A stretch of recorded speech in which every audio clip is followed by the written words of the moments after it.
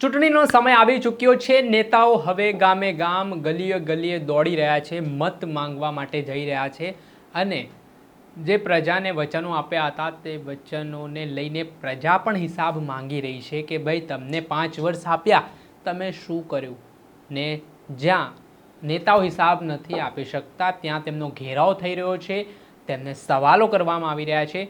ત્યારે દહેગામના બારિયા ગામમાં જ્યારે ભાજપના કાર્યકરો નેતાઓ પ્રચાર કરવા માટે પહોંચ્યા ત્યારે શું બન્યું વિગતે વાત કરીએ। વૈષ્ણવજન તો તેને કહીએ જે પીડ પરાઈ જાનાને રે। નમસ્કાર દર્શક મિત્રો, નવજીવન ન્યૂઝમાં આપનું સ્વાગત છે। હું છું ફૈઝાન। સ્થાનિક સ્વરાજ્યની ચૂંટણીના પડઘમ વાગી ચૂક્યા છે। આમ તો કહેવાય કે આ દિવસોમાં નેતાઓ તમારા ઘરના દ્વાર સુધી આવશે, હાથ આમ જોડશે અને કહેશે કે મત આપજો, ધ્યાન રાખજો। પરંતુ 5 વર્ષમાં જે જનતાને જ્યારે જરૂરિયાત પડે છે ત્યારે કેટલાક કિસ્સાઓમાં જોવા મળે છે કે નેતાઓ ફોન પણ ઉચકતા નથી, નેતાઓ એ વિસ્તારની મુલાકાત પણ લેતા નથી। પરંતુ કેટલાક એવા નેતાઓ પણ હોય છે કે જે અતિ ઉત્સાહમાં આવી જાય છે, ઓવર કોન્ફિડન્સમાં કહી દેતા હોય છે મને તો આ વિસ્તારની જરૂર નથી મતની, ત્યારે પછી તેઓ હારતા હોય છે, ત્યારે તેમને રડવાનો વારો આવતો હોય છે। વાત કરવી છે આજે ગાંધીનગરના દહેગામ તાલુકાના બારિયા ગામની, જ્યાં ભારતીય જનતા પાર્ટીના નેતાઓ પ્રચાર માટે બારિયા ગામમાં પહોંચ્યા ત્યારે કેટલાક યુવાનો દ્વારા પોતાનો વિરોધ દર્શાવવામાં આવ્યો।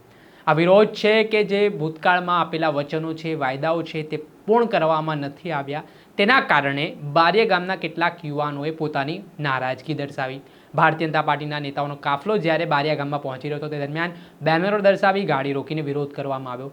ત્યાર પછી જ્યારે ભાજપના નેતાઓએ સમજાવ્યા કે તમારા કામ થશે ને નિશ્ચિંત રહો, ત્યારે એ સંવાદ સામે આવ્યું છે, જેમાં એક યુવાન શું કહી રહ્યો છે તે સાંભળો।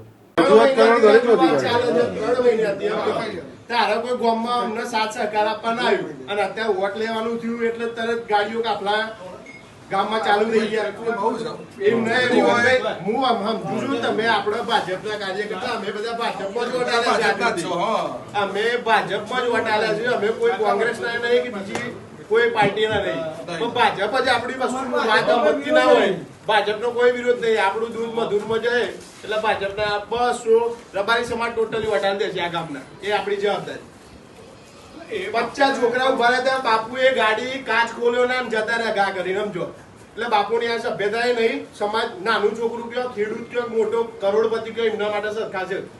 આ બારિયા ગામમાં જે રીતે દ્રશ્યમાં જોઈ શકો છો કે આ યુવાન કહી રહ્યો છે કે અહીંયા ભારતીય જનતા પાર્ટી સાથે લોકો સંકળાયેલા છે, ભાજપને જ મત આપે છે, પરંતુ નેતાઓ દ્વારા અવગણના કરવામાં આવે છે, તેમના વિસ્તારની દરકાર લેવામાં નથી આવતી, તેના કારણે રોષ ઠાલવ્યો છે આ યુવાને।